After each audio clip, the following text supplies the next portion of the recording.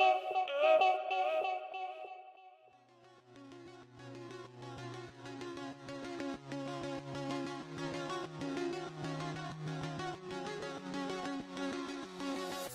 if a person's unconscious, we have to assume that they do have something wrong because we can't assess it verbally.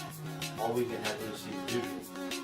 Now, when you look at the injuries in the spinal cord, you see it's all in line. Doctors are going to give you the stories and stuff like that. Try to find out where the pain is and the motion.